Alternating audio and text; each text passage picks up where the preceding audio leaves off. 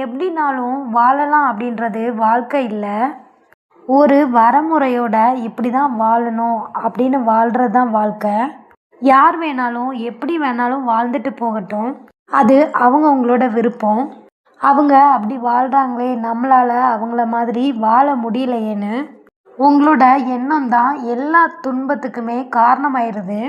ஒரு தன்னம்பிக்கை உள்ள ஒரு மனுஷன் யாரை போலவும் வாழணும் அப்படின்னு நினைக்க மாட்டான். யார்கிட்டையும் எதுக்காகவும் கை கட்டியும் நிற்க மாட்டான்.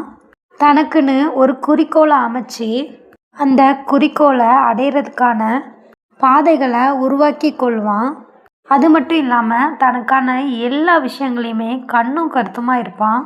அதனால் நீங்களும் ஒரு தன்னம்பிக்கையுள்ள ஒரு மனிதனாக மாறுங்க. முடிஞ்ச வரைக்கும் போராடுங்க.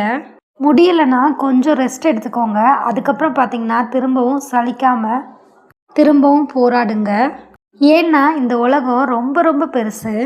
நிறையா வாய்ப்புகள் இருக்குது. அதை சரியாக பயன்படுத்திக்கோங்க. சந்தோஷமாக வாழுங்க.